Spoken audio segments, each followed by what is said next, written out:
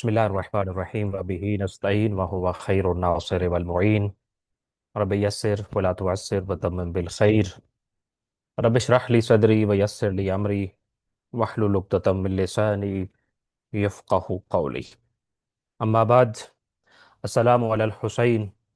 व अला अली इब्निल हुसैन व अला औलादिल हुसैन व अला अस्हाबिल हुसैन। हम सब अल्हम्दुलिल्लाह 1447 हिजरी मुहर्रमुल हराम में इमाम हुसैन अलैहिस्सलाम की तहरीक करबला को समझने के लिए रुदाद करबला को करबला की बातें के उन्वान से शुरू किया हमने यह सिलसिला। और हमारी ख्वाहिश और कोशिश थी कि हम मदीना से लेकर मदीना तक जो इमाम अलैहिस्सलाम के क़याम के मुख्तलिफ मनाजिल हैं और पड़ाव हैं और जगहें हैं, उनको जान सके, उन पे बात हो। और उनके बारे में ख़ास तौर पे जो हमारा मेन नुक्ता नज़र था वो ये था कि हम अपनी ज़िंदगी के लिए बेहतरीन किस्म के नताइज निकालें और उनका एप्लीकेशन अपनी ज़िंदगियों पे हो, और हम नज़रिया करबला के ऊपर चलकर ज़िंदगियों को गुजारें। तो आज इंशाल्लाह इस सिलसिले का जो आखिरी और 15वां लेक्चर है वो होगा, और इसके साथ हमारी इस साल की जो ये सीरीज़ है ये ख़त्म होगी। ये जो आज का लेक्चर है इसका उन्वान है उजड़े हुए घर को वापसी। हेडिंग से भी समझ आ रहा होगा कि हमारा आज का जो सिटिंग है और ये जो गुफ्तगू है वो किस चीज़ के बारे में होगी। तो आइए थोड़ा सा शाम को वाइंड अप करते हैं कि शाम में जो हमने चंद एक चीज़ों को देखा और पढ़ा कि वहाँ क्या हुआ और किस तरीके से दुश्मन कितनी बड़ी सियासी गलती कर चुका था, और कितनी बड़ी उससे मिसकैलकुलेशन हो गया था बेसिकली कि वो कुछ समझ रहा था कि वो इस तहरीक के ज़रिए या इस अपने कदम के ज़रिए जो उसने उठाया था कि कैदियों को अहले हरम को कैद किया और फिर उनको इस तरीके से कूफा और फिर वहाँ से शाम रवाना किया गया। एक और चीज़ इब्तिदा में अर्ज़ करता चलूँ कि जहाँ तक जो फिगर्स की का ताल्लुक है करबला के वाक़े के हवाले से, ख़ासा मुश्किल होता है बाज़ मनाजिल पर कि हम उस पे एक हतमी राय दें और आखिरी कौल के तौर पर हम कहें कि यही हतमी और आखिरी बात है। बज़ाहिर ये नज़र आता है कि जो काफ़िला था असीरों का और अहले हरम का, उसको 15 मुहर्रम को रवाना कर दिया गया था खुद शाम की तरफ, और काफ़ी तवील रास्ते का इंतखाब किया गया था। और ये काफ़िला यकम सफ़र को शाम पहुंचा था, दिमाश्क में पहुंचा था, जिसका तज़करा हमने कल पढ़ा है। बज़ाहिर ये 15 दिन का सफ़र था। अब दिमाश्क कितने दिन रुका और ये वहाँ क्या हुआ, इसके बारे में बहुत सारे अकवाल हैं या तारीख में बहुत सारी बातें नकल हुई हैं, जिसमें से एक बात को हम जो समझते हैं बाकियों से बेहतर है इंशाल्लाह आज हम नकल भी करेंगे और उस पर बात भी करेंगे। तो आइए इंशाल्लाह जो शाम में हुआ और हज़रत ज़ैनब सलामुल्लाह अलैहा और फिर दीगर अफराद की जो गुफ्तगू हुई लोगों के साथ फ़र्दन भी और खुद यजीद के दरबार में भी, उसके असरात किस तरह से हुए और उसकी वजह से यजीद को अपने कुछ फैसले तब्दील कैसे करना पड़े, आइए इस चीज़ को इंशाअल्लाह ताला बाकायदा तौर पे स्टडी करते हैं। यजीद अपने तय कामयाब हो चुका था। वो अपने बिहाफ पे अपने आप को कामयाब समझ रहा था। वो अपने तौर पे तो बहुत बड़ी कामयाबी समेट चुका था। कैसे भला? उसने इमाम हुसैन अलैहिस्सलाम के सर को नेज़े पर देख लिया, अहले बैत को असीर करा लिया और अपने दरबार में पेश भी करवा लिया। मगर उसे क्या खबर थी कि जो काफिला वो कैद करके लाया है वही उसकी हुकूमत के खात्मे की वजह बन जाएगा। ये वो चीज है जिसको आज तक दुनिया नहीं समझ सकी है, और ये हैरत ज़दा हैं इसके ऊपर जो तबसरा निगार हैं और तारीख के जो स्टूडेंट्स हैं और तारीखी वाकयात को देखने वाले और उस पर एनालिसिस पेश करने वाले लोग हैं कि ये काफिला जो जिसको कैदी बनाकर लाया गया, जिसके बारे में तसव्वुर और ख्याल ये था कि ये यहाँ आएगा और ये हमारी हुकूमत की मजबूती का सबब बनेगा और लोगों के डर जाने का सबब बनेगा और लोगों के ऊपर एक तवील हुकूमत के कयाम का सबब बनेगा, वही काफिला इस हुकूमत के खात्मे की वजह बना।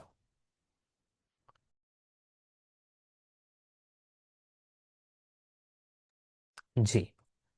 हज़रत ज़ैनब सलामुल्लाह अलैहा ने शाम के दरबार में वो खुतबा दिया जो वक्त की कैद से आज़ाद होकर हर दौर में सच बोलने वालों के लिए मंशूर बन गया। یہ ابتدا میں انشاءاللہ تجزیہ ہے، اور اس کے بعد اس قافلے کے اگلی مناظر کے بارے میں گفتگو ہوگی، اور یہ بہت ضروری ہے۔ اگر ہم نے کوفہ و شام پڑھا یا سنا اور اس اسٹرگل کو دیکھا لیکن اس کے نتائج نہیں لے سکے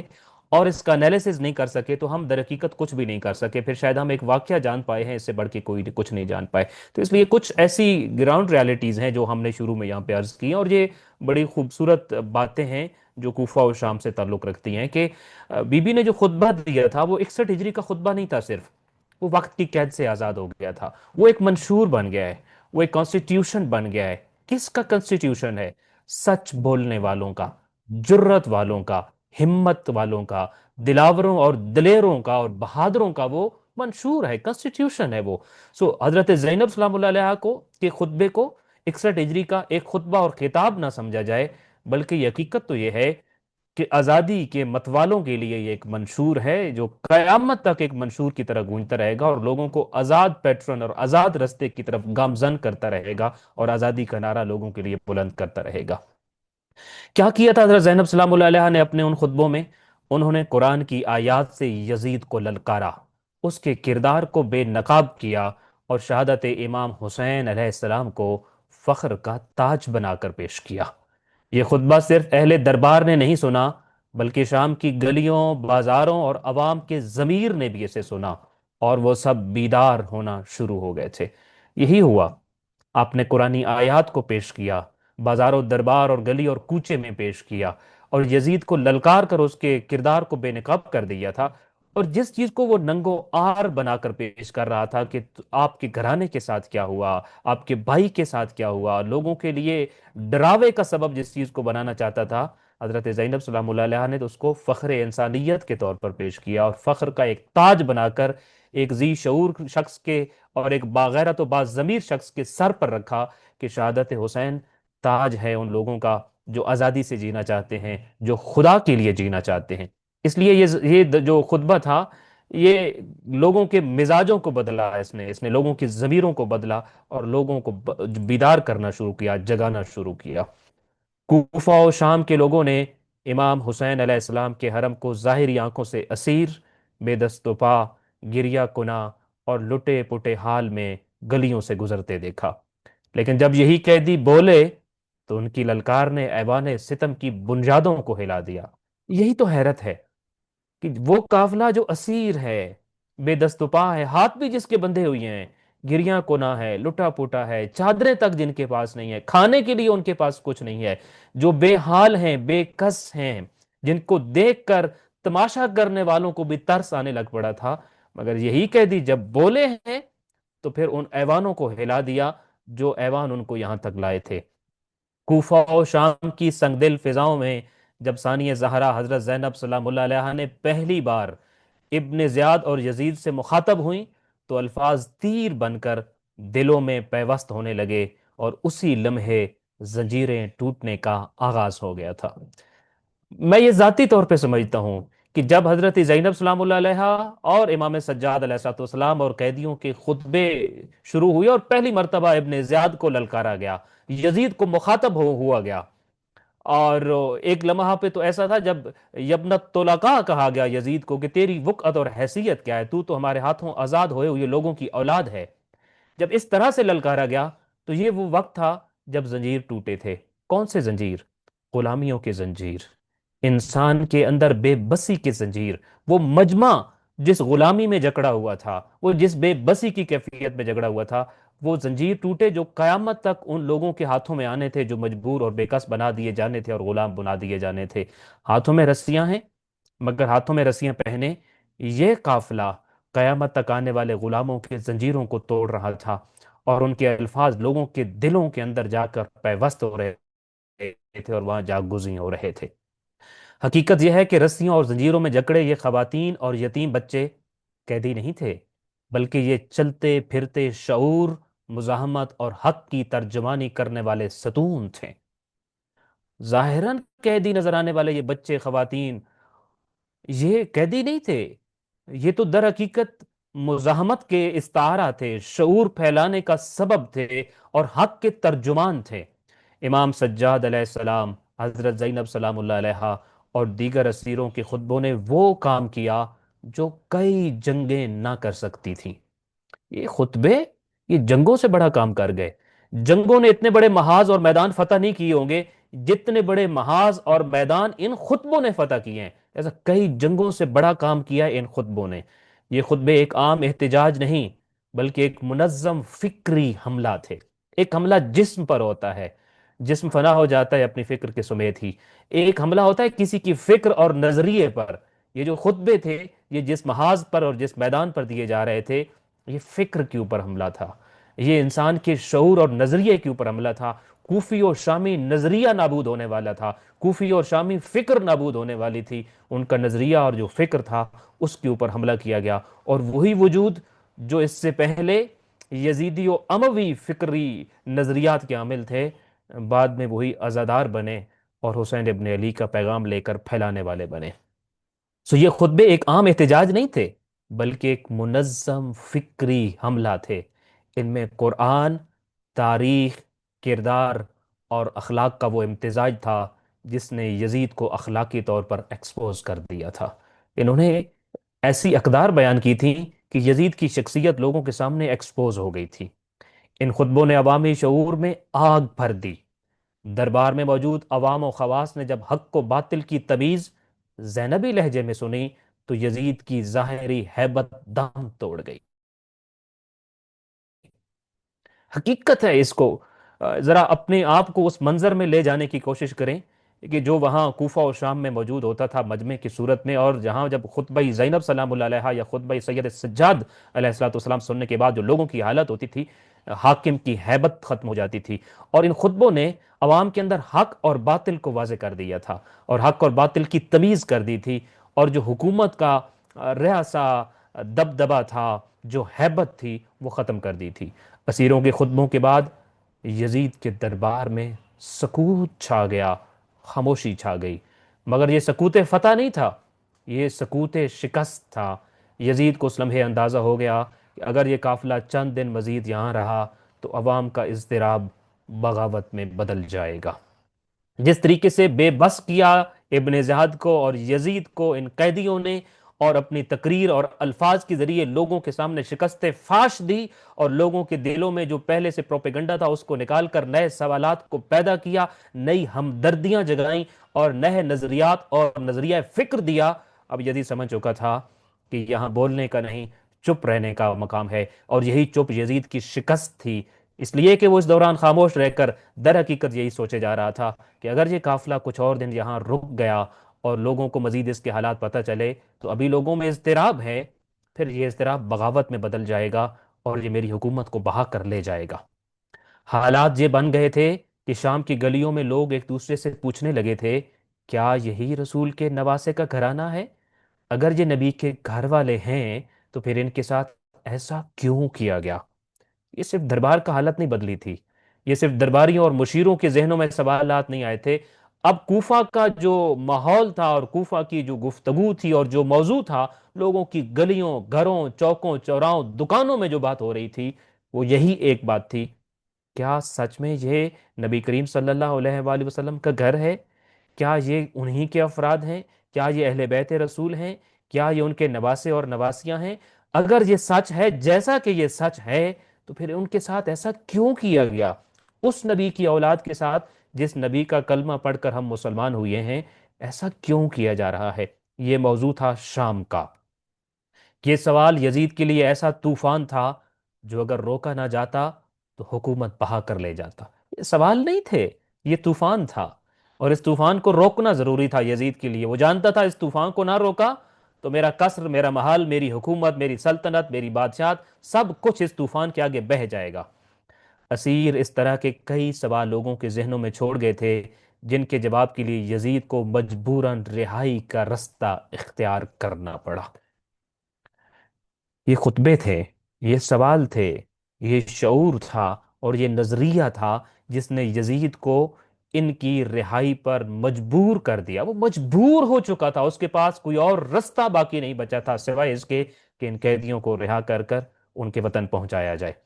تاریخ میں کچھ فیصلے ایسے ہوتے ہیں جو اقتدار کی فتح کا نہیں بلکہ اقتدار کی لاچاری کا اعلان کرتے ہیں۔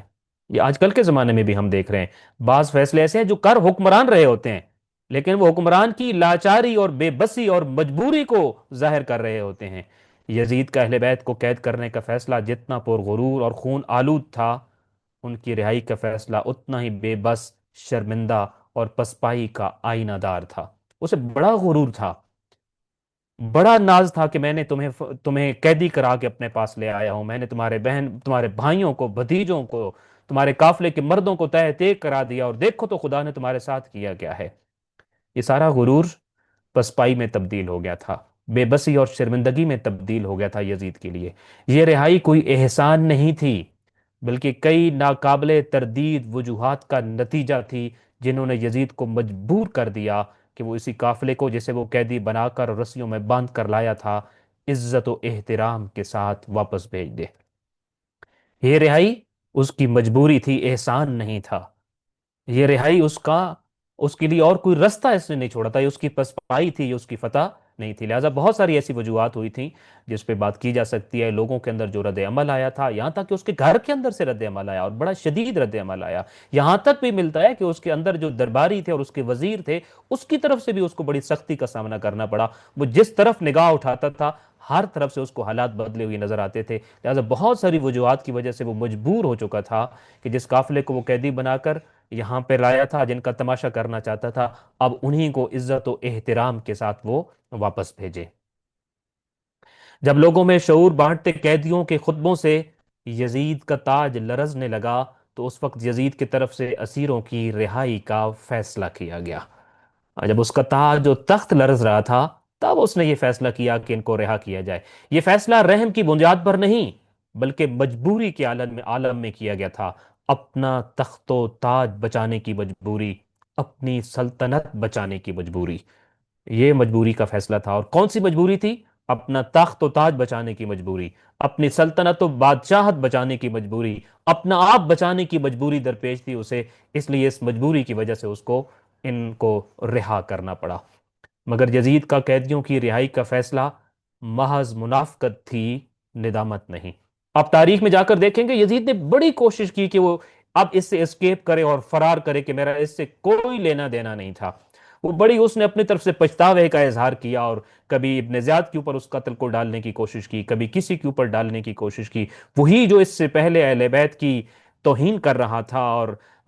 فتح کے شادیانے بجا رہا تھا، اور شام کو سجا کر ان کو قیدیوں کی صورت میں پیش کر رہا تھا، تو جب آپ کے سامنے وہ ٹیکسٹ پیش کیا جائے اور وہ چیزیں پیش کی جائیں، تو سمجھ لیجئے کہ رہائی کا یہ فیصلہ جو تھا، یہ منافقت تھی، ندامت نہیں تھی، پشیمانی نہیں تھی۔ وہ اپنے ظلم سے انکاری ہو کر سیاسی بچاؤ چاہتا تھا۔ اب جانتے ہیں نا، جب حکومتیں ڈوبنے لگتی ہیں تو کچھ سیاسی حل نکالتی ہوتی ہیں ان مسئلوں کا، جن مسئلوں کی وجہ سے وہ ڈوب رہی ہوتی ہیں۔ لہٰذا اس نے یہ سیاسی حل نکالا، سیاسی بچاؤ کا رستہ اختیار کیا کہ اپنے آپ کو ظلم سے بری و زماں قرار دے۔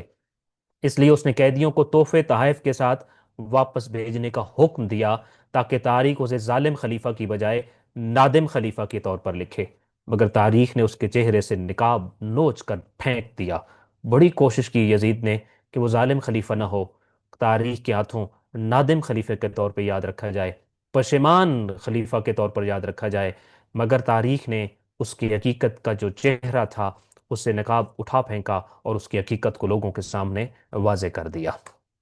تاریخ کو لکھنا پڑا کہ قیدیوں نے منت سماجت کر کے رہائی نہیں مانگی، بلکہ یزید نے شکست تسلیم کی اور مجبوراً انہیں رہا کرنا پڑا۔ یہ چیپٹر تاریخ میں لکھا ہے کہ یہ رہائی کسی کی منت سماجت کا نتیجہ نہیں تھی، کسی کی سفارش کا نتیجہ نہیں تھی، کسی کے حوصلہ ٹوٹ جانے کا نتیجہ نہیں تھی،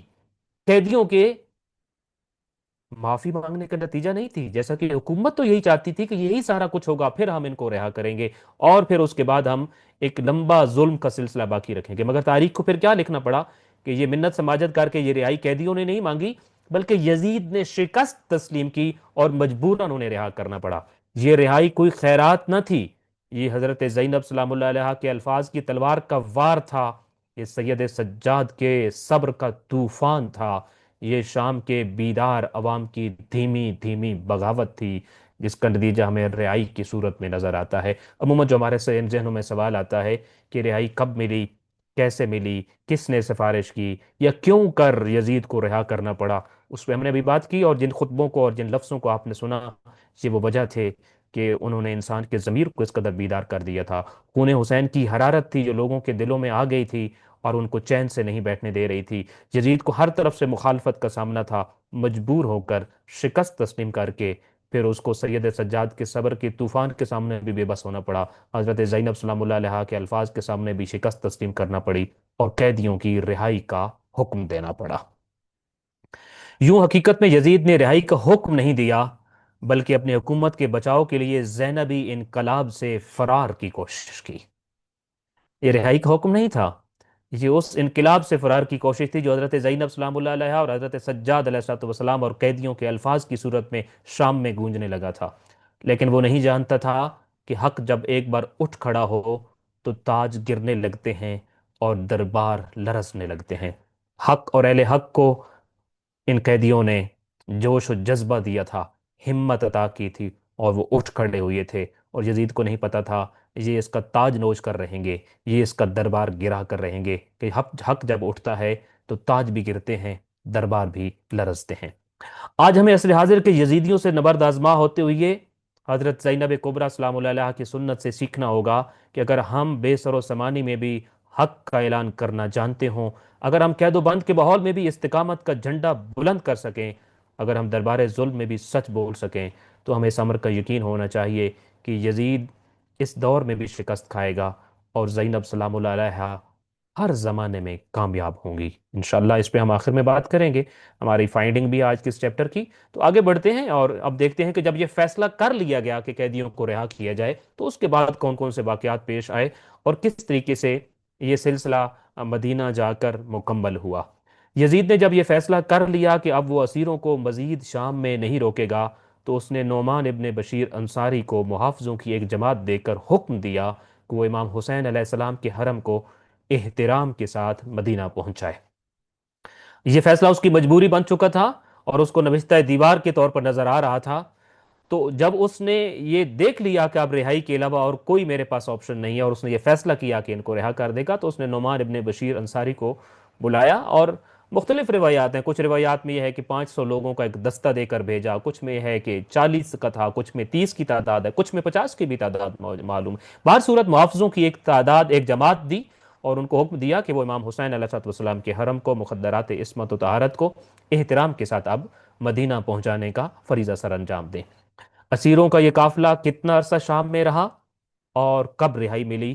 اس حوالے سے تاریخ میں کئی اقوال موجود ہیں، واقعتاً بے شمار اقوال موجود ہیں، جن میں سے ایک درست قول کو آج 1400 سال بعد انتخاب کرنا نہایت دقیق اور نہایت تحقیقی امر ہے۔ بظاہر یہ درست معلوم ہوتا ہے کہ شاید یہ رہائی 8 صفر 61 ہجری کو نصیب ہوئی اور نعمان ابن بشیر خاندان نبوت کے افراد کو لے کر شام سے مدینہ کی طرف روانہ ہوا۔ میں یہاں رک کر اگر آپ کی خدمت میں عرض کروں، ایک پرابلم ہمیں یہ ہوتا ہے کہ ہم نے کبھی کوئی ایک چیز کہیں سے سنی ہوتی ہے اور ہمیں اس کی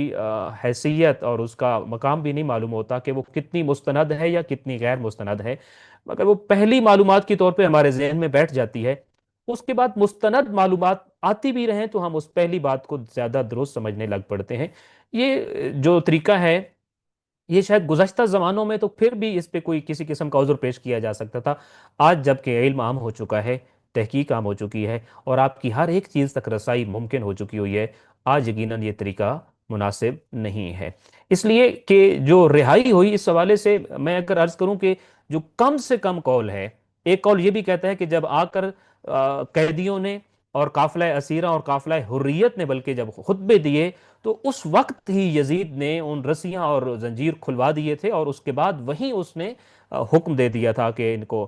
مدینہ واپس پہنچایا جائے، چونکہ وہ نہیں سنبھال سکا تھا اس ماحول کو جو ماحول قیدیوں نے شام میں برپا کر دیا تھا۔ کم سے کم جو وقت ہے اس کی ایک روایت یہ ہے کہ شام میں دربار و بازار کی پیشی کے بعد ہی یہ حکم دے دیا گیا تھا کہ قیدیوں کو آزاد کر دیا جائے اور انہیں مدینہ واپس پہنچایا جائے۔ زیادہ سے زیادہ جو قید کا ایام ہے اس کے بارے میں ایک روایت جو ہے وہ 1 سال تک کی روایت بھی ملتی ہے۔ اسی وقت رہائی کی روایت کم سے کم 1 سال کی قید کے ایام جو ہیں زیادہ سے زیادہ۔ اب اس کے بیچ میں غالباً میں اگر ایک محتاط اندازے سے کہوں تو 14 یا 15 اقوال ملتے ہیں تاریخ میں، کچھ میں 1 دن بھی لکھا ہے، کچھ 2 دن والے بھی ہیں، 3 دن والے بھی ہیں، 7 دن والے بھی ہیں، 20 دن کا بھی ہے، 40 دن کا تذکرہ بھی ہے۔ 6 مہینے اور 5 مہینے اور 4 مہینے کا تذکرہ بھی ہے۔ تو تاریخ کی کتابوں میں مختلف لوگوں نے مختلف باتیں نقل کی ہیں۔ ہمیں مختلف ایویڈنسز کے ساتھ جب ملا کر ایک تحقیق کی نظر سے دیکھنا ہوتا ہے مختلف چیزوں کو، اور تحقیق ایک الگ چیز ہے، اور تاریخ کے اندر جب یہ جاتی ہے تو ظاہر ہے اس کا سفر بہت کٹھن بھی ہوتا ہے اور مشکل بھی ہوتا ہے۔ تو اس تمام معیارات کو دیکھنے کے بعد جس قول کو ہم ظاہراً باقیوں کی نسبت درست سمجھتے ہیں، اس کا مطلب یہ نہیں کہ ہم کسی اور قول کو رد کر رہے ہیں، بظاہر ہماری نظر میں جو تحقیق درست معلوم ہوتی ہے وہ یہ ہے کہ یکم سفر کو یہ قافلہ پہنچا تھا، اور 8 سفر کو اس قافلے کو رہائی ملی، اور یہ 8 دن بہت دشوار گزار تھے اس قافلے کے لیے، اور خاص طور پر جس زندان میں اس کو ٹھہرایا گیا تھا اور اس کی جو حالت تھی، اور ایک روایت میں چونکہ مصائب پڑھنا مقصد نہیں ہوتا، اور مصائب اس قدر پر اثر ہیں کہ بات کرنا پھر ممکن نہیں ہو پاتی، لیکن ایک روایت اگر میں آپ کے سامنے عرض کروں، بلکہ یہ روایت تو مسلم ہے جو میں ابھی آپ کی سامنے عرض کر رہا ہوں، کہ اس جو قید خانہ تھا اس کی حالت ایسی تھی کہ قیدیوں کے چہرے جھلس گئے تھے گرمی سے، اس قدر وہ چونکہ اس کا چھت موجود نہیں تھا، اور بڑے خرابے کی حالت میں تھا وہ، اور آ، اس کی تفصیل بہر صورت ایک الگ ہے، اور جو خود ایک مصائب کا ایک بہت بڑا چیپٹر ہے۔ تو بظاہر یہ 8ویں دن رہائی نصیب ہوئی، اور 61 ہجری تھا، اور نعمان ابن بشیر کو پھر یہ کہا گیا اور اس کا فریضہ اس کے ذمہ لگا کہ وہ اب خاندان عصمت و نبوت و طہارت کے افراد کو اب شام سے لے کر مدینہ تک پہنچائے گا، اور اس کے سامنے پھر محافظوں کی ایک جماعت بھی اس کے حوالے کی گئی۔ یہ قافلہ کن رستوں سے ہوتا ہوا کب مدینہ پہنچا، اس بارے میں بھی تاریخ میں مختلف باتیں درج ہیں۔ بظاہر یہ درست معلوم ہوتا ہے کہ مدینہ واپس جاتے ہوئے جب یہ قافلہ سرزمین عراق کی اس سرحد پر پہنچا جہاں سے 2 رستے الگ ہوتے تھے، جن میں سے ایک رستہ مدینہ کی طرف دوسرا رستہ عراق کی طرف، تو یہاں پہنچ کر قافلے والوں نے نعمان ابن بشیر سے کہا کہ وہ ان کو عراق کے رستے سے لے کر چلے، چنانچہ یہیں سے عراق کا رستہ اختیار کر لیا گیا، اور یہ قافلہ کربلا کی جانب چل پڑا۔ اب میں نے عرض کیا مختلف اقوال ہیں، ان میں سے جو ہمیں درست معلوم ہوتا ہے، اور اس کی وجوہات ہیں آف کورس، اس کی اپنی تحقیقی وجوہات ہیں، اس میں سے ہمیں یہ جو معلوم ہوتا ہے کہ بہتر قول کے شام سے جب یہ قافلہ چلا تھا تو اس جگہ جب پہنچا جہاں 2 راہ تھا، 2 رستے الگ ہو رہے تھے، ایک رستہ مدینہ کی جانب جا رہا تھا اور ایک رستہ سرزمین عراق کی طرف جا رہا تھا۔ تو اس وقت بشیر سے یہ کہا گیا، اس قافلے نے یہ درخواست کی کہ ہم چاہتے ہیں کہ پہلے سرزمین عراق جائیں، اس رستے سے جائیں، اور یہاں سے ہو کر ہم مدینہ واپس جانا چاہتے ہیں۔ تو یہاں پھر نعمان ابن بشیر نے اس جو اپنا اس کے ساتھ جماعت تھی محافظوں کی، ان کو حکم دیا کہ ہمارا قافلہ اب عراق کے رستے پر چلے گا، اور یوں یہ قافلہ ظاہر ہے عراق جانے کا صرف ایک ہی مقصد تھا، چونکہ کربلا عراق کے اندر موجود تھی، تو یہ قافلہ یہ چاہتا تھا کہ یہ کربلا جائیں اور وہاں جا کر اپنے شہیدوں کی قبروں کی زیارت کریں، اور اس کے بعد اپنے گھر مدینہ کو جائیں۔ چنانچہ یہ قافلہ اس 2 راہ سے اب کربلا کی طرف چل پڑا۔ اہل حرم جب کربلا میں وارد ہوئے اور مقتل گاہ کے قریب پہنچے تو انہوں نے دیکھا کہ اسی وقت حضرت جابر بن عبداللہ انصاری اور کچھ دیگر ہاشمی افراد بھی قبر امام حسین علیہ السلام کی زیارت کے لیے مدینہ سے کربلا پہنچے ہیں۔ ایک سوال جو انشاءاللہ تعالی ہم اگلے کسی ماہ محرم کے آخری دنوں میں کہیں ہم اس کو ڈسکس کریں گے کہ شہدائے کربلا یا قبر امام حسین علیہ السلام کا پہلا زائر کون ہے، اس پہ بھی ایک بہت بڑی تحقیق کی ضرورت ہوتی ہے، اور اس مختلف اقوال ہیں، مختلف لوگ ہیں جنہوں نے امام حسین علیہ السلام کی قبر کی زیارت کی۔ کیا سب سے پہلے ظاہر جناب جابر ابن عبداللہ انصاری تھے اور ساتھ میں شام سے واپس آنے والا یہ قافلہ تھا، یا اس سے پہلے بھی کوئی امام علیہ السلام کی قبر کی زیارت کے لیے آیا تھا؟ اس میں تاریخ میں مختلف باتیں موجود ہیں، لیکن یہ مسلم ہے انشاءاللہ کہ یہ قافلہ بصورت کربلا آیا، سال بعد آیا، یا پہلا چہلہ میں انہوں نے آ کے کربلا کیا، اس بارے میں تو اب بصورت اقوال مختلف ہیں، جو ہماری نظر میں بہتر ہے وہ ہم آپ کے سامنے عرض کر رہے ہیں کہ پہلے سال ہی 20 سفر کو یہ قافلہ 8 دن کا جو ہے وہ 12 دن کا سفر طے کرنے کے بعد کربلا پہنچتا ہے، اور واپسی کا رستہ چونکہ مختصر تھا، مختصر رستے کو انتخاب کیا گیا تھا، لہٰذا 20 سفر کو یہاں پہ یہ قافلہ پہنچتا ہے، اور اسی وقت جب یہ قافلہ پہنچتا ہے تو جناب جابر بن عبداللہ انصاری اور عطیہ عوفی اور کچھ دیگر ہاشمی افراد جو ہیں وہ بھی مدینہ میں، چونکہ خبر شہادت امام حسین علیہ السلام پہنچ چکی تھی جب یہ قافلہ کوفہ سے نکلا تھا قیدیوں کا، تو اس دوران مدینہ تک یہ خبر پہنچ چکی تھی، خبر شہادت پہنچ چکی تھی، مدینہ والے آگاہ ہو چکے تھے، اور اس دوران پھر وہاں سے پہلا جو کہہ لیجیے افراد جناب جابر ابن عبداللہ انصاری کی صورت میں آئے تھے اور کربلا زیارت کے لیے یہاں پہ آئے تھے۔ اچھا، تھوڑا سا ایک منظر آپ کے ذہن میں بنانا چاہوں گا۔ ہم نے پڑھا تھا کہ کربلا ایک لک و دک صحرا تھا اور جہاں کوئی آبادی نہیں تھی۔ ذرا اس دور کو فرض کیجئے کہ جب ابتدائی ترین لوگ آئے ہوں گے کربلا میں زیارت کرنے کے لیے، جب 61 ہجری تھی، 62 ہجری، 70 ہجری، 75 ہجری، 90 ہجری، 100 ہجری، 110 ہجری، یہ اس زمانے میں تو چونکہ کربلا میں آبادی تھی نہیں، جو بھی زائر آتا ہوگا وہ واپس جا کر کیا بتاتا ہوگا ان لوگوں کو جو زیارت کرنے کے لیے آتے ہوں گے؟ کوئی نشانیاں بتاتا ہوگا، کس طرح کے ٹیلے ہوں گے، کس طرح کے علاقے ہوں گے۔ ایک موٹا سا نام جو اس علاقے کا تھا، جو اس وقت مشہور تھا، وہ غازریہ تھا، جس کے اندر مختلف بستیاں آتی تھیں، اور تین تھوڑا فاصلے پر جو بستیاں تھیں ان کے نام بتائے جاتے ہوں گے یا کسی طریقے سے۔ ایک چیز آپ سے عرض کروں، ابتدائی اس کچھ عرصے میں جب زائر آنا شروع ہوئے تو یہاں ایک بیری کا درخت لگا اور یہ جوان ہوا، اور بعد میں ایک طویل عرصہ تک جب اس زمانے کے زائر واپس جاتے تھے امام حسین علیہ السلام کی قبر کی زیارت کر کے واپس جاتے تھے، واپس جا کر اپنے علاقے سے اگر کوئی اور تیار ہوتا تھا تو ان کو جو بتایا جاتا تھا کہ فلاں فلاں منطقوں، فلاں ریگستانوں، فلاں صحراؤں سے گزرنے کے بعد جب اس طرح کی ایک علاقے میں جاؤ گے تو وہاں دور سے ایک بیری کا درخت نظر آئے گا، اور وہ بیری کا درخت خود نشانی تھا قبر امام حسین علیہ السلام کی، چونکہ وہ قریب میں موجود تھا۔ آج اگر آپ زیارت کربلا کے لیے جاتے ہوں تو باب سدرہ جو ہے یہ اسی طرف موجود ہے جہاں وہ بیری کا درخت ہوا کرتا تھا، اور اس دروازے کا نام بھی اسی عنوان، سدرہ چونکہ عربی میں بیری کے درخت کو کہتے ہوتے ہیں تو اس سے منسوب اس دروازے کا نام باب سدرۃ المنتہا رکھا گیا ہے۔ نبی کریم صلی اللہ علیہ وآلہ وسلم اپنی احادیث میں ایک حدیث ارشاد فرما گئے تھے جو ایک طویل عرصے تک محدثین کو، تابعین کو بالکل سمجھ نہیں آئی تھی۔ آپ نے فرمایا تھا لعن اللہ قاطع السدرہ، یعنی بیری کا درخت کاٹنے والے پر اللہ لعنت کرے۔ جبکہ یہ بھی دیکھا جاتا تھا کہ مدینے اور گرد و نواح اور جہاں کہیں بھی کوئی بیری کے درخت ہوتے تھے، نبی کریم صلی اللہ علیہ وآلہ وسلم نے کبھی یہ نہیں کہا تھا کہ اس کو مت قطع کرو، وگرنہ جو بھی بیری کا درخت کاٹے گا اللہ اس پر لعنت کرے گا اور وہ لعنتی ہوگا اور لعنت کا مستحق ہوگا۔ ایسا بھی نہیں تھا، ائمہ نے بھی کبھی منع نہیں کیا تھا۔ کہیں کوئی اور ایسی روایت موجود نہیں تھی کہ جس میں یہ کہا گیا ہو کہ اس کرۂ ارضی کے اوپر بیری کے درخت کو کاٹنا حرام ہے اور اس کو کاٹنے والے کے اوپر اللہ کی لعنت ہوتی ہے۔ لیکن دوسری طرف نبی کریم صلی اللہ علیہ وآلہ وسلم کا یہ فرمان موجود تھا کہ لعن اللہ قاطع السدرہ، کہ بیری کا درخت کاٹنے والے پر اللہ کی لعنت ہو۔ یہ حدیث لوگوں کو تب سمجھ آئی جب ایک ظالم نے، غالباً یہ ہارون الرشید یا اس کی قریب کا کوئی زمانہ تھا، اس بیری کے درخت کو بھی برداشت نہیں کر سکا تھا جو قبر امام حسین علیہ السلام کی نشانی کے طور پر وہاں پر موجود تھا، اور لوگوں کی زبان میں مشہور ہو گیا تھا کہ فلاں علاقے میں جب بیری کا درخت نظر آئے گا تو سمجھ لینا کہ وہ قبر بنت قبر فرزند رسول صلی اللہ علیہ وآلہ وسلم کے قریب موجود ہے اور وہ نشانی ہے۔ تو اس وقت کے حاکم اور اس وقت کے ظالم لوگوں کو یہ بیری کا درخت بھی برداشت نہیں ہوا، اور انہوں نے جب وہ بیری کا درخت کاٹا تو وہ عقدہ کھلا، وہ راز کھلا جو نبی کریم صلی اللہ علیہ وآلہ وسلم کی اس حدیث میں موجود تھا کہ لعن اللہ قاطع السدرہ، بیری کا درخت کاٹنے والے پر اللہ کی لعنت ہو۔ تب معلوم ہوا وہ کون سی بیری تھی، وہ کون سا کاٹنے والا تھا، اور کیوں اس پر اللہ کی لعنت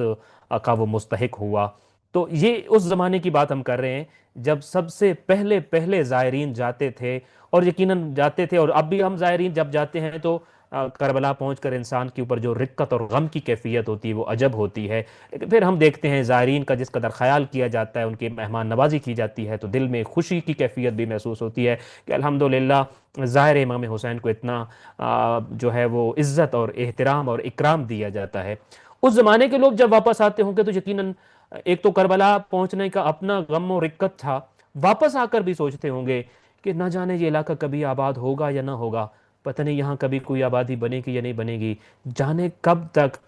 فرزند زہرا کی قبر اس طرح ویرانے میں رہے گی۔ اور پھر وہ جو درخت کا سلسلہ ہے وہ میں نے آپ کے سامنے ضمناً عرض کر دیا۔ عرض یہ کر رہا تھا سب سے پہلا زائر قبر امام حسین علیہ السلام کون ہے، اس پہ انشاءاللہ ہم 2 سے 3 لیکچرز کی سیریز کریں گے، آپ کے اس گروپ میں آگاہ کر دیا جائے گا، اور اس میں ہم بڑی تفصیلی بات کریں گے چہلم میں امام حسین علیہ السلام کی بھی اور پہلے زائر کی بھی کہ وہ کون تھا۔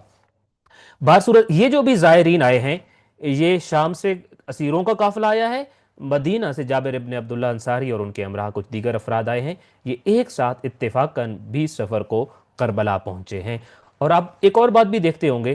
کہ باقی ائمہ اہل بیت علیہ السلام کی شہادت کے ایام میں ہم دیکھتے ہیں کہ کبھی ہم نے ان کی شہادت کے دوران ان کا چہلم یا اربعین نہیں مناتے ہیں ہم، امام حسین علیہ السلام کا اربعین اور چہلم منایا جاتا ہے، ان کی شہادت کا چہلم منایا جاتا ہے، اور پھر چہلم کا خاص طور پہ مرحومین کے لیے جو سلسلہ شروع ہوا، بظاہر یہ لگتا ہے کہ اس کے بعد یہ سلسلہ شروع ہوا اور اس سے ڈیرائیوڈ ہے وہ سوچ اور وہ نظریہ۔ وہ در حقیقت اس کی ایک وجہ بھی یہی ہے کہ ایک اسیروں کا قافلہ عزاداری کرنے کے لیے اور عزاداری کرتا ہوا یہاں پہ پہنچا تھا، لہٰذا ان کی تأسی میں، ان کی سنت میں، ان کی پیروی میں ہم بھی پھر پہلی کوشش تو ہوتی ہے اربعین پہ جائیں امام حسین علیہ السلام کی قبر کی زیارت کے لیے، اور اگر وہاں نہ جا سکیں تو اپنے گھروں سے نکلتے ہیں، تعزیہ اٹھاتے ہیں، علم اٹھاتے ہیں، تعزیت کرتے ہوئے پھر ہم اپنے ان بارگاہوں میں جاتے ہیں جن کو ہم بارگاہ امام حسین کہتے ہیں یا امام بارگاہ کہتے ہیں، اور پھر وہاں پہ تعزیت اپنے امام کے، اپنے وقت کے امام کو پیش کیا کرتے ہیں۔ یہ تأسی ہے، یہ سنت حضرت زینب سلام اللہ علیہا ہے اور جناب جابر ابن عبداللہ انصاری ہے۔ انتہائی غم انگیز ماحول میں مدینہ سے آئے زائرین اور شام سے واپس آئے قافلہ حسینی کے اسیر آپس میں مل گئے۔ یہ پہلی ملاقات تھی، طویل عرصے کے بعد ملاقات تھی، اور قبر امام حسین علیہ السلام پر، کربلا کی سرزمین پر ملاقات تھی، لہذا یہ دو قافلے جب ملے تو کربلا میں پہلی مرتبہ عزاداری کا اہتمام کیا گیا۔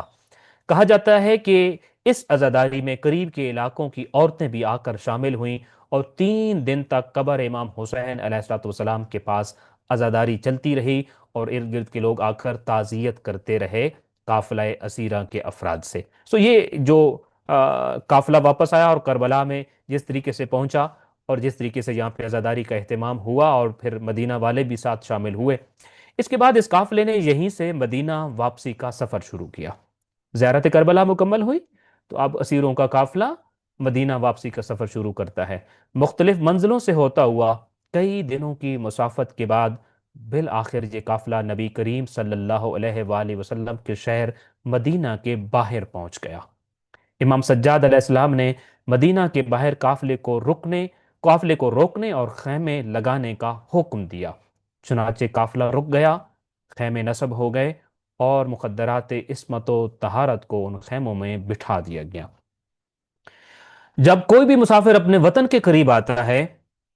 تو اس کی تھکاوٹ دور ہونے لگ پڑتی ہے، وہ چاہتا ہے جلد از جلد اپنے گھر پہنچے، اور اس کے اندر ایک بے چینی کی سی کیفیت ہوتی ہے۔ مگر یہ قافلہ جب مدینہ تو رسول صلی اللہ علیہ وآلہ وسلم کے باہر پہنچا تو امام سجاد علیہ السلام نے رکنے کا حکم دیا، صرف رکنے کا نہیں بلکہ قافلے کو ٹھہرانے کا حکم دیا، خیمے لگانے کا حکم دیا۔ قافلہ بھی رکا، خیمے بھی نصب ہوئے، پھر مقدرات عصمت و طہارت کو ان خیموں میں بٹھا دیا گیا۔ آپ کیوں مدینے کے باہر بیٹھے؟ آپ چاہتے تھے کہ آپ ایک خاص رنگ ڈھنگ سے وہاں داخل ہوں، اہل مدینہ کو بھی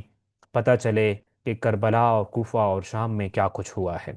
پھر امام سجاد علیہ السلام نے اس قافلے کے پہرے داروں میں شامل ایک شخص بشیر ابن جزلم کو اپنے پاس بلایا، جس کا والد شاعر ہوا کرتا تھا۔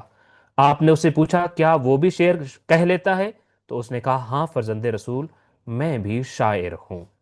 تو اس قافلے کے پہرے داروں میں ایک شخص بشیر تھا جس کا والد شاعر ہوا کرتا تھا۔ تو امام سجاد علیہ السلام جب اپنے خیمے میں بیٹھے تھے تو اس شخص کو اپنے پاس بلایا اور اس سے کہا کہ کیا وہ بھی شعر و شاعری کر لیتا ہے، شعر کہہ لیتا ہے؟ تو اس نے کہا کہ فرزند رسول، میں بھی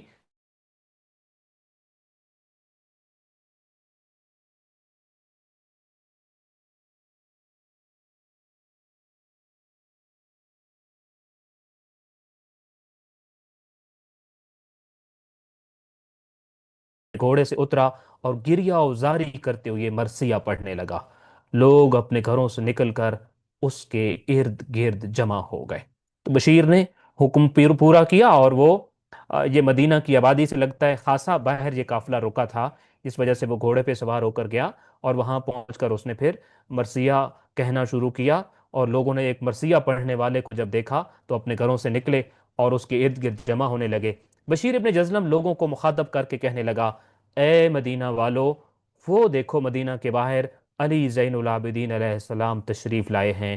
ان کے ساتھ ان کی پھپھیاں اور بہنیں بھی ہیں۔ میں تمہیں ان کی آمد کی اطلاع دینے اور شہادت امام حسین علیہ السلام کی خبر دینے آیا ہوں۔ اہل مدینہ کو بشیر نے بتایا مدینہ کے باہر فرزند رسول خیمہ زن ہیں، وہ واپس آ گئے ہیں کربلا سے، میں ان کے یہاں واپس آنے کی اطلاع دینے آیا ہوں، شہادت امام حسین علیہ السلام کی دوبارہ تمہیں خبر دینے آیا ہوں۔ بشیر کی یہ آوازیں سن کر اہل مدینہ اپنے گھروں سے چیختے پکارتے نالہ و فریاد کرتے ہوئے نکل پڑے۔ مدینہ میں یہ خبر بشیر کی زبانی سن کر اس قدر گریا ہوا کہ وفات رسول اکرم صلی اللہ علیہ وآلہ وسلم کے بعد مدینہ میں اتنا گریا کبھی نہ ہوا تھا۔ اب خود ذرا پکچرائز کریے اور اس منظر کو اپنے ذہن میں بنائیے کہ جب لوگوں کو پتہ چلا ہوگا کہ خبر شہادت تو پہلے ہی پہنچ چکی تھی کہ وارث امام حسین علیہ الصلوۃ والسلام امام سجاد علیہ السلام اپنی پھوپھیوں اور بہنوں کے ساتھ مدینہ کے باہر تشریف فرما ہیں، اور اہل مدینہ کی تو رونق ہوا کرتے تھے، ان کے سید و سردار تھا یہ کرانا۔ اہل مدینہ کی حالت کیا ہوئی ہوگی، ساتھ انہوں نے دیا یا نہیں دیا؟ عقیدت، محبت، احترام جو تھا، جو باقی چیزیں تھیں جو اللہ نے اس خاندان کے لیے لوگوں کے دلوں میں ڈال رکھی ہیں، وہ تو پر صورت تھا۔ اس لیے اس قدر گریا ہوا، لوگ اپنے گھروں سے باہر نکل آئے، چیخ پکار کرتے ہوئے، فریاد اور آہ و نالہ و فریاد بلند کرتے ہوئے نکلے، اور اتنا گریا ہوا کہ کہا جاتا ہے کہ نبی کریم صلی اللہ علیہ وآلہ وسلم کی وفات کے بعد گویا کہ اتنا بڑا صدمہ اہل مدینہ کو کبھی نہ پہنچا تھا، اور اتنا گریا انہوں نے کبھی نہ کیا تھا۔ اس دوران ایک مستور آگے بڑھی اور پوچھنے لگی، اے حسین کی شہادت کی خبر سنانے والے، تو کون ہے؟ تو نے علی ابن حسین اور خواتین کی واپسی کی خبر دے کر ہمارے ان زخموں کو تازہ کر دیا ہے جو شہادت امام حسین علیہ السلام کی خبر سن کر ابھی تک منمل نہ ہوئے تھے۔ تو یہ لوگ اکٹھے ہوئے، سوال کرنے لگے، آہو بکا کرنے لگے، فریادیں کرنے لگے۔ اور پھر کیا ہوا؟ بشیر ابن جزلم نے بتایا، میں علی زین العابدین علیہ السلام کا قاصد ہوں، مجھے انہوں نے خود بھیجا ہے، وہ مدینہ کے باہر اپنے اہل و عیال کے ہمراہ خیمہ زن ہیں۔ یہ سنتے ہی لوگوں نے بشیر کو وہیں چھوڑا اور خود امام علیہ السلام کی خدمت میں حاضر ہونے کے لیے دوڑ پڑے۔ بشیر نے بھی جب دیکھا کہ مدینہ کے سارے لوگ امام سجاد علیہ السلام کی خدمت میں جا رہے ہیں تو اس نے بھی اپنے گھوڑے کو ایڑ لگائی اور امام کے خیمے کی طرف واپس آ گیا۔ المختصر، لوگوں تک اطلاع پہنچ چکی تھی اور لوگ بھاگتے دوڑتے، آہو بکا کرتے، نالہ و فریاد کرتے ہوئے امام سجاد علیہ السلام کے خیمے کی طرف بڑھ رہے تھے۔ مدینے میں جب کوئی نہیں بچا تو بشیر کہتا ہے، میں نے بھی اپنے گھوڑے کو ایڑ لگائی اور امام کے خیمے کی طرف واپس آ گیا۔ بشیر کہتا ہے، جب میں واپس امام سجاد علیہ السلام کے پاس پہنچا تو لوگوں کا اس قدر ہجوم ہو چکا تھا کہ میں بڑی مشکل سے ان لوگوں سے گزر کر امام کے خیمے کے دروازے پر پہنچا۔ لوگ امام سجاد علیہ السلام کے خیمے کے باہر آنے کے منتظر تھے، لوگ جمع ہو چکے تھے، آہو فریاد ہو رہی تھی، رویا جا رہا تھا، مگر امام سجاد علیہ السلام ابھی تک اپنے خیمے میں تشریف فرما تھے۔ لوگ خیمے میں کے باہر امام علیہ السلام کے باہر آنے کے منتظر تھے۔ اچانک میں نے امام کو اس حالت میں خیمے سے باہر آتے ہوئے دیکھا کہ ان کی آنکھوں سے آنسو جاری تھے اور ہاتھ میں ایک رومال تھا جس سے وہ اپنے آنسو صاف کرتے جا رہے تھے، مگر آنسو تھے کہ خشک ہونے میں نہیں آ رہے تھے۔ امام کے پیچھے خادم ایک کرسی اٹھا کر لا رہا تھا، خادم نے کرسی رکھی تو بیمار امام اس پر بیٹھ گئے۔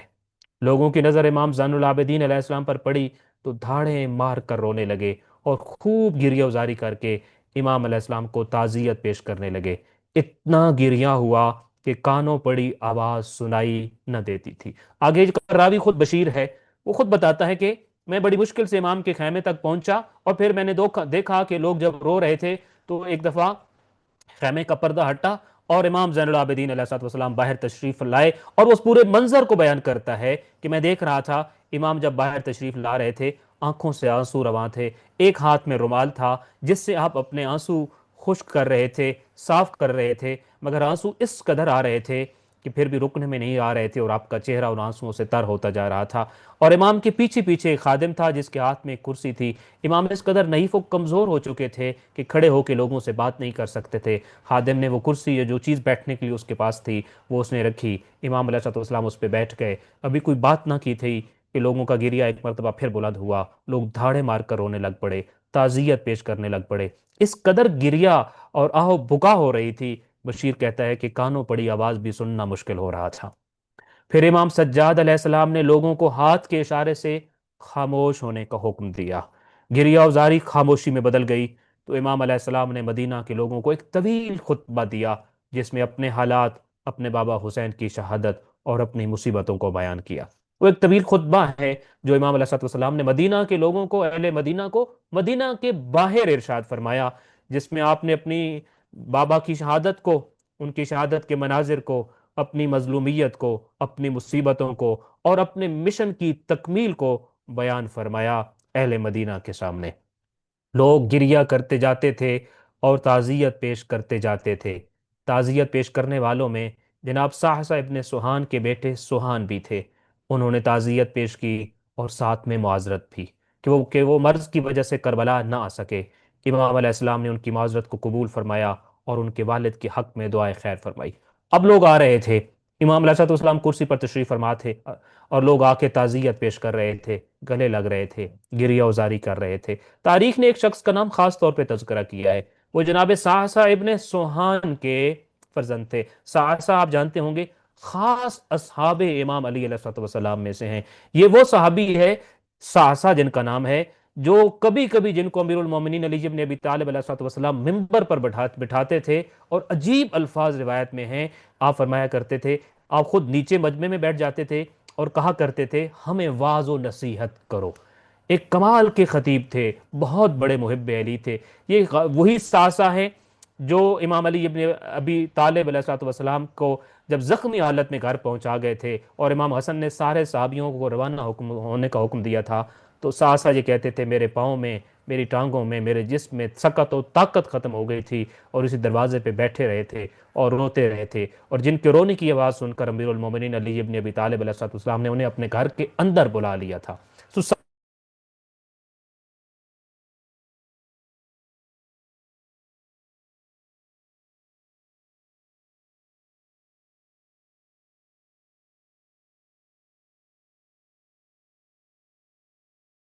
ایک تھا کہ یہ کھڑے بھی نہیں ہو سکتے تھے، یہ اس وقت کی زندگی میں صرف لیٹ کر ہی زندگی بسر کر رہے تھے۔ نامعلوم کیسے انہوں نے امام کے حضور مدینہ کے باہر اپنے آپ کو پیش کیا ہوگا، انہوں نے اپنی بیماری کو عذر پیش کیا، امام علیہ السلام نے ان کے عذر کو نہ صرف قبول کیا بلکہ ان کے والد جناب ساسا کے حق میں دعائے خیر بھی فرمائی۔ بعد میں یہ قافلہ نبی کریم صلی اللہ علیہ وآلہ وسلم کے شہر میں داخل ہونے کے لیے روانہ ہوا۔ تعزیت مکمل ہوئی، پیغام مکمل ہوا۔ اب امام اکیلے نہیں آ رہے، صرف اسیر شامل نہیں ہیں، صرف قیدیوں کا قافلہ نہیں ہے، پورا اہل مدینہ سارے کے سارے وہاں ساتھ موجود ہیں۔ اب اس قافلے کی صورت میں آپ مدینہ شہر داخل ہونے کے لیے روانہ ہوئے۔ شام سے آنے والے قافلے نے مدینہ کے در و دیوار دیکھے تو ہر طرف اجڑا ہوا منظر نظر آیا۔ ایسے لگ رہا تھا جیسے مدینے کا ہر در و دیوار اپنے مکینوں کی شہادت پر گریہ و ماتم کر رہا ہو۔ یہ افسانوی الفاظ نہیں ہیں، جو تاریخ نے لکھا ہے ہم نے اس کو آپ کے سامنے امانتاً نقل کیا ہے۔ لگتا یوں تھا کہ جب سے امام گئے تھے، جب سے شہادت امام حسین علیہ السلام ہوئی تھی، مدینہ اجڑ چکا تھا۔ مدینہ کے در و دیوار اس بات کی گواہی دیتے تھے۔ حضرت علی علیہ السلام کی صاحبزادی جناب ام کلثوم کی نظر جب مدینہ کی دیواروں پر پڑی تو آپ نے ایک مرثیہ پڑھا، بہت پر اثر مرثیہ پڑھا، بہت گریہ و زاری والا مرثیہ پڑھا۔ مدینہ تو جدنا لا تقبلینا، طویل مرثیہ ہے جو کہ فن بلاغت کی کتابوں میں بھی شامل ہوا کرتا ہے۔ اور پھر آپ نے کچھ باتیں مدینہ سے کی اور کہا مدینہ، جس حالت میں ہم لٹے ہوئے واپس آ رہے ہیں، بہتر ہوتا تو ہمیں قبول ہی نہ کرتا، اس لیے کہ ہم یہاں رہنے کے قابل کب رہے ہیں اب۔ بہرحال ایک طویل مرثیہ پڑھا، کچھ باتیں مدینہ سے کیں، اور پھر مدینہ و اہل مدینہ کو بتایا کہ وہ کس حال سے ہو کر یہاں کوفہ و شام سے ہو کر کیسے واپس آئے ہیں۔ مدینہ داخل ہونے کے بعد یہ قافلہ اپنے گھروں کو نہیں گیا، پہلے تو مدینہ کے باہر رکے، پھر مدینہ داخلہ ہوا تو سیدھا اپنے گھر نہیں گئے، بلکہ کدھر گئے؟ بلکہ مسجد نبوی اور روضہ رسول صلی اللہ علیہ وآلہ وسلم یہ قافلہ پہلے پہنچا۔ مرکز رسول صلی اللہ علیہ وآلہ وسلم پر پہنچ کر انہوں نے اپنے نانا کو اپنے سارے سفر کی صحبتیں، تکلیفیں اور مشکلات بتائیں، تو لوگوں کی حالت ایسی ہو گئی کہ مدینہ میں ایسا دردناک منظر پہلے کبھی کسی نے نہیں دیکھا ہوگا۔ حضرت زینب سلام اللہ علیہا جب مسجد نبوی کے دروازے پر پہنچیں تو دروازے کو دونوں ہاتھوں سے پکڑ لیا اور اپنے نانا کو مخاطب کر کر کے کہنے لگیں انی نائیت الیک اخی الحسین، اے نانا، میں آپ کے پاس اپنے بھائی حسین کی شہادت کی خبر لائی ہوں، میں شہادت حسین کی خبر لانے والی قاصدہ بن کر آپ کے دروازے پر آ گئی ہوں۔ اس قافلے کا ہر فرد اور ہر خاتون اپنے اپنے انداز میں راہ کربلا اور راہ کوفہ و شام کی منازل کو اور وہاں پیش آنے والی مصیبتوں کو بیان کرتے رہے۔ اہل مدینہ ایک طرف کھڑے یہ سارا منظر دیکھتے رہے، پھوٹ پھوٹ کر روتے رہے، نالاؤ گریاؤ بکا کرتے رہے، اور نبی کریم صلی اللہ علیہ وآلہ وسلم کی خدمت میں پرسہ اور تعزیت پیش کرتے رہے کہ یا رسول اللہ، آپ کا خانوادہ، آپ کا دین اور شریعت بچا کر टूटा फूटा मदीना वापस आ गया है। तो ये कैफियत कि घरों को जाने से पहले सारा मजमा मरकद नबी करीम सल्लल्लाहु अलैहि वसल्लम पर पहुंचा, और अहले हरम ने अपने हालात व वाक़यात और शहादत इमाम हुसैन अलैहिस्सलाम के वाक़यात को बयान फरमाया। अहले मदीना ने गिरिया उजारी किया, ताज़ियत पेश की, और यूं ये सफ़र जो मदीना से मस्जिद नबवी से शुरू हुआ था, मस्जिद नबवी रोज़े रसूल ही पर मुकम्मल हुआ। आज के इस दर्स को पढ़ के, वैसे तो इस पूरे सफ़र के दरस करबला जो हमें मुख्तलिफ मनाजिल पर मिले, हमें सोचने होंगे, ढूंढने होंगे और अपनी ज़िंदगियों पर नाफिज करने होंगे, लेकिन इस पूरे सफ़र का सबसे बड़ा सबक वो है जो कूफा और शाम में हज़रत ज़ैनब सलामुल्लाह अलैहा और उनके काफ़िले और जनाब सज्जाद अलैहिस्सलाम ने दिया है। यही हमारी ज़िंदगी की रौनक भी है, हमारे रगो पैर में दौड़ने वाला खून भी यही पैगाम है जो वहाँ पढ़ाया गया और पहुँचाया गया। लिहाजा आज जिस ज़माने में मैं और आप जिंदा हैं, यहाँ भी इसी तरह के हक व बातिल के मामले पेश आते रहते हैं, सच और झूठ का मुकाबला होता रहता है, गलत और सही आपस में आमने सामने आते रहते हैं। लिहाजा जब भी मैं और आप किसी ऐसी मंजिल पर होते हैं तो दर हकीकत हम मार्का हक व बातिल में मुब्तला होते हैं। ये इस पूरे वाक़े, इस पूरे सिलसिले से उस वक्त के लिए खास तौर पर पैगाम है मेरे और आपके लिए कि जब हम मार्का हक व बातिल के आमने सामने आके खड़े हो जाते हैं और उस मंजर में होते हैं, जब एक तरफ हक होता है, एक तरफ बातिल होता है, एक तरफ सच है, एक तरफ झूठ है, एक तरफ सही है, एक तरफ गलत है, उस मंजिल पे जब हम खड़े होते हैं तो, और बाज़ औक़ात उस मंजिल पे खड़े होकर हम सब सही की सफ में जब खड़े होते हैं और सच का साथ दे रहे होते हैं, तो उसका मतलब ये होता है बेतहाशा मुश्किलात को अपने सामने मुकाबले के लिए कबूल कर लेना। ये बड़ा नाजुक मरहला होता है। अक्सर लोग यहाँ से, उनके कदम डगमगा जाते हैं, हक को छोड़ जाते हैं, तावीलें पेश करने लग पड़ते हैं, रीजंस देने लग पड़ते हैं, छोड़ जाते होते हैं अहले हक को। यही वो वक्त होता है जब हक की सफ़ों में खड़े होने का सुरूर और लुत्फ लेना होता है। इसलिए आज का दरस करबला भी यही है कि आज हमें असर हाजिर के यजीदों से नबर्द आज़मा होते वक्त हज़रत ज़ैनब सलामुल्लाह अलैहा की सुन्नत से सीखना होगा कि अगर हम बेसरो समानी में भी हक का ऐलान करना जानते हों, अगर हम कैदो बंद के माहौल में भी इस्तिकामत का झंडा लहरा सकते हों, अगर हम दरबार जुल्म में भी सच बोल सकते हों, तो हमें इस अमर का यकीन होना चाहिए कि यजीद इस दौर में भी शिकस्त खाएगा और ज़ैनब हर ज़माने में कामयाब होंगी इंशाअल्लाह ताला। ये कुछ काम मुझे और आपको करने हैं, फिर यजीद शिकस्त खाता रहेगा और जनाब ज़ैनब सलामुल्लाह अलैहा के लफ्ज़ हमेशा फ़तयाब और कामयाब होते रहेंगे। हमें करना क्या है? जैसे मर्जी हालात हों, हक के साथ खड़े होना है। कैदो बंद, सऊदबतें, मुश्किलात, तकलीफें जो मर्जी हों, हक का अलम हमारे हाथों में नजर आना चाहिए। और कहीं दरबार जुल्म में जालिम और जुल्म उसका तैयार खड़ा हो हम पर टूट पड़ने के लिए, तो भी अगर हम सच बोलने का जज्बा रखते हो, फिर यकीन कर लीजिए इस दौर का यजीद भी शिकस्त खाएगा और इस दौर में भी आप सुन्नत ज़ैनबी अदा करके फतहयाब होंगे इंशाअल्लाह ताला। दुआए खालिक कायनात इस पूरे मरहले को जो अब भी यहाँ तक हमने पढ़ा है, जितना कुछ हमने पढ़ा, सीखा, बयान किया, सुना, इस सब को इंशाअल्लाह ताला अपने यहाँ इबादत उज़्मा का दर्जा इसको अता फरमाए और हमें इससे अपनी ज़िंदगी के लिए बेहतरीन नताइज अखज़ करने और नज़रिया करबला के तौर पर अपनाने की तौफीक अता फरमाए। इन सारी मंजिलों का वास्ता देकर हम खुदा से ख़ास तौर पे दुआ करते हैं, परवरदिगार हमें इस दुनिया में बारहा ज़ियारत कब्र हुसैन अलैहिस्सलाम और आखिरत में शफाअत मादर हुसैन अलैहिस्सलाम नसीब फरमा। दुआ है कि जिस तरीके से काफिला इमाम हुसैन अलैहिस्सलाम, उनके यारानों, अंसार और असहाब ने और उनके घर के काफिले ने जिस तरीके से इमाम अलैहिस्सलाम का साथ दिया, उनके ऊपर जान निसारी की, ऐसे ही मुझे और आपको भी अपने इमाम वक्त का साथ देने, उनके मकसद पर चलने और उनके ऊपर अपनी जान निसार करने की तौफीक अता फरमाए। अस्सलामु अलैकुम व रहमतुल्लाहि व बरकातुहू।